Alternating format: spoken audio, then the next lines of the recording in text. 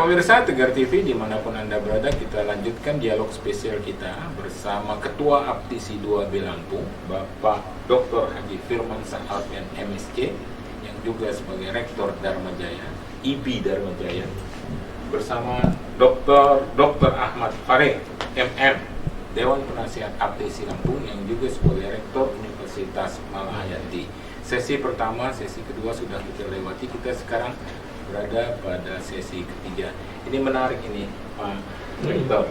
Ini terkait pada kan kemarin demo juga baik di Jakarta ya Pak Ketua maupun di Lampung. Iya, saya bawa rombongan di Jakarta kemarin. Oh iya, Pak Ketua Aptisi membawa rombongan Jakarta bergabung dengan nasional ya, Pak Ketua. Sementara yang di sini dipimpin oleh Pak Mufrihan. Ya. Ya, Beliau juga hadir. Iya, perlu juga diceritakan ini kondisi di Lampung dan di Jakarta kepada pemirsa Tegar TV. Silakan Pak, Lampung dulu. Ya, cerita yang Lampung ya. Ya. Jadi memang sesuai dengan kesepakatan secara nasional bahwa pada tanggal 27 September seluruh perguruan tinggi swasta melakukan aksi bersama, di mana untuk di masing-masing provinsi itu melakukan aksi ke gedung DPRD. Sedangkan di pusat difokuskan ke istana negara dan juga mungkin ke kementerian. Sehingga dari Aptisi 2B juga kami dari Lampung juga berbagi dua tim.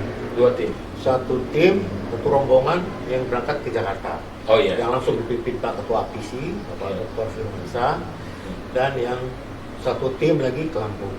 Memang yang ke Jakarta itu sebagian besar adalah pimpinan dan dosen. Ya. Tapi yang ke Lampung kita berimbang. 50-50, kita mengajak juga mahasiswa. Kenapa? Karena sebetulnya mahasiswa yang pengen duluan gerak. Karena mereka sudah sebelumnya memang ada gerakan-gerakan pendahuluan, cuman kami khawatir. Jadi tuntutannya namanya mahasiswa, kita fokus kepada apa yang menjadi tuntutan Aptisi. Barangkali. Makanya dibatasin kemarin yang di Lampung itu total dengan dosen dan pimpinan itu 1.000. Tuntutan kita adalah fokus kepada 3 hal dalam pembahasan ini. Yang pertama adalah tentunya 4 dengan Undang-Undang Sisdiknas. Undang-Undang Sisdiknas, tapi itu fokus yang ke Jakarta yang mengenai dan kami di Lampung sampai. Tapi aman ya? Aman demo di Lampung itu ya? Alhamdulillah aman. Jadi akhirnya tidak ada pengertian yang mendalam, baik dari aparat dan juga dari anggota DPRD, sehingga kami diterima. Negosiasinya lancar ya? Kami bisa masuk ke dalam betul. Jadi tidak terlalu lama. Sebelumnya memang sempat agak terjadi penolakan dari aparat bahwa kami tidak boleh mendekati gedung DPRD, hanya ada di lapangan. Sempat terjadi perdebatan. Padahal sebelumnya izin dari Kapolda pun diizinkan kita berada di halaman depan DPRD. Karena memang itu aksinya aksi damai ya? Aksi damai. Kita hanya menyampaikan tuntutan aspirasi. Kita paham bahwa itu bukan kewenangan DPRD untuk mengambil keputusan. DPRD ini sifatnya meneruskan, yang menampung aspirasi masyarakatnya dan meneruskan ke pemerintah pusat. Akhirnya diterima? Diterima. Dan diterima oleh ketua DPRD langsung dengan beberapa pimpinan komisi yang ikut tanda tangan dan siap untuk meneruskan langsung ke pemerintah pusat. Itu yang di Lampung. Yang di Lampung. Kalau di Jakarta gimana Pak Ketua? Kabarnya ramai juga ini di Jakarta. Silakan Pak Ketua. Jadi kita berangkat itu malam Selasa ya, tanggal 26 malam. Jadi ada 150 dari berbagai perguruan tinggi termasuk Malahayati pun mengirimkan pimpinan-pimpinannya ke sana, para wakil rektor. Kita berangkat ada pakai 2 bus dan beberapa kendaraan pribadi. Jadi sampai Jakarta titik kumpulnya di parkir Timur Senayan. Ya memang ada beberapa kendala-kendala tadi yang kami hadapi. Mulai pada saat kumpul di Senayan, kemudian pada saat perjalanan menuju ke istana gitu ya. Jadi rombongan yang besar akhirnya sampai ke istananya menjadi rombongan yang sangat kecil. Karena kami harus lewat jalan yang bermutar-mutar. Gitu ya. Jadi buka tutup jalan sama aparat. Dan itu sempat pun juga memancing emosi dan kemarahan dari peserta aksi.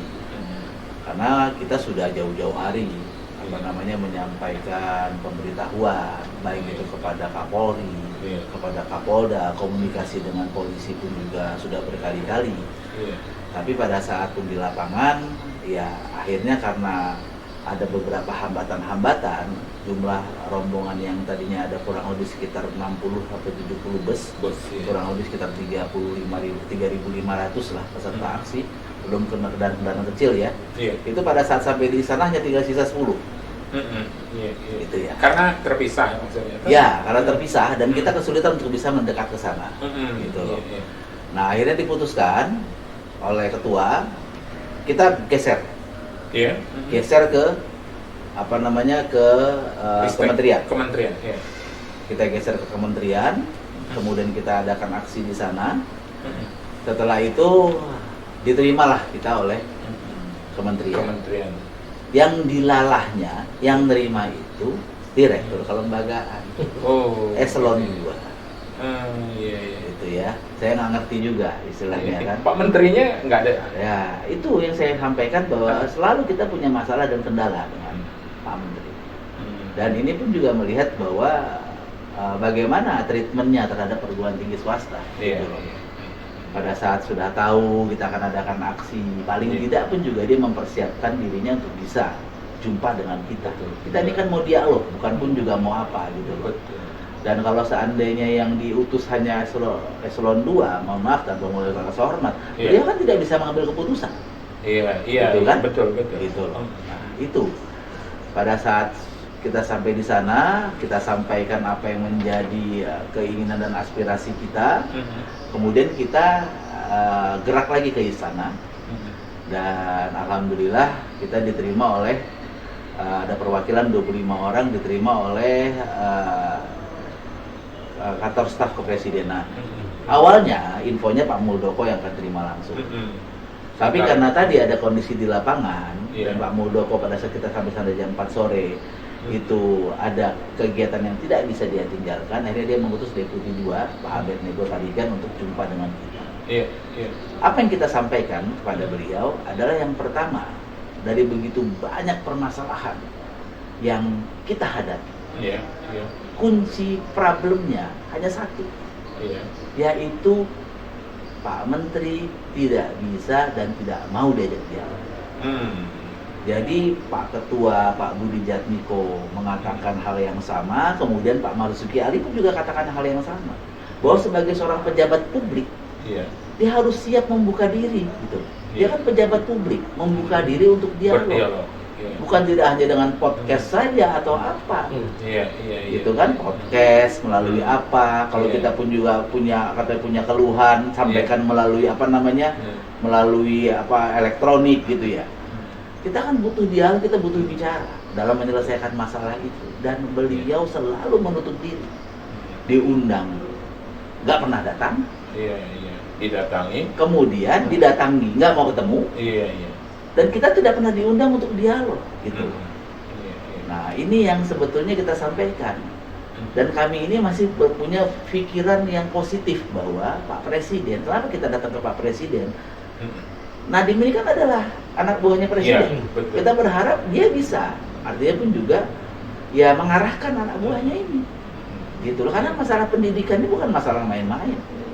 Salah kita mengambil keputusan maka rusak masa depan bangsa kita ke depan. Gitu loh. Maka itu yang kita bilang. Kita minta supaya dari staf kepresidenan nanti bisa menyampaikan, melaporkan kepada Pak Presiden, untuk kita bisa dipertemukan dengan Nadiem. Dan kami sampaikan bahwa kita berikan waktu. Berikan waktu. Jadi Pak Muldoko terakhir mengatakan bahwa insya Allah katanya minggu ini akan terima perwakilan dari APTISI untuk dialog. Kemudian kita nanti akan tindak lanjuti. Intinya adalah bahwa kalau sampai pun juga ini masih tersumbat aspirasi kita, maka kami pun juga nggak bisa menahan lagi seandainya pun mahasiswa kita mau turun. Gitu loh. Kalau perlu saya sampaikan, kalau perlu kita buat program kampus merdeka, Pak Deputi kata saya. Kami merdekakan belajar anak-anak seminggu, biar mereka demo semua ke Jakarta. gitu. Iya, iya. Kita kasih 3 SKS. Iya. Dia mau ke istana Iya. dapat A. Iya nggak? Ibaratnya, Iya. memang perlu kita Betul, lakukan. betul. Iya. Dan kalau sudah sampai pun semua mahasiswa turun, Mhm. kita nggak ngerti lagi nanti bagaimana kondisi yang Tapi akan sekarang dihadapi. Pak Rektor, apa dari pemerintah sendiri terhadap demo tuntutan aptisi ini Pak? Iya, mereka katakan bahwa mereka akan fasilitasi.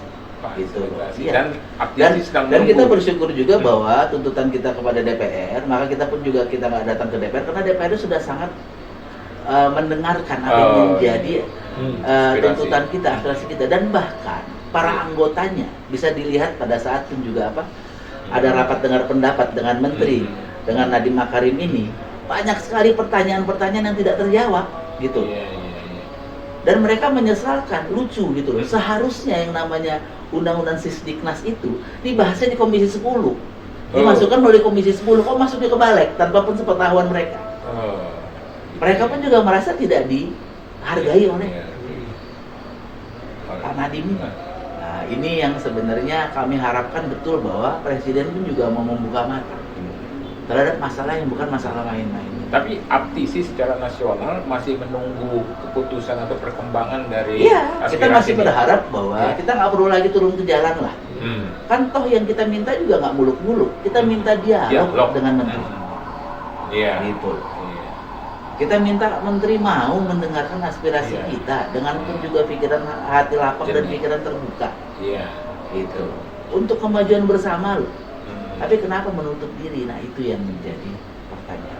Oke, menarik. Oke. Tapi insya Allah ada perkembangan minggu-minggu. Mudah-mudahan, depan. mudah-mudahan. Karena secara nasional ini, Pak Rektor, ini kan banyak kejadian-kejadian juga di tingkat nasional ini Iya. ya, Pak Rektor ya. Ya, kita lanjutkan pada sesi berikutnya Ya. nih. Ya, pemirsa Tegar TV dimanapun Anda berada, ini kita sudah berada pada penghujung sesi ketiga. Kita akan lanjutkan pada sesi terakhir, sesi keempat. Jangan kemana-mana pemirsa, tetap di Tegar.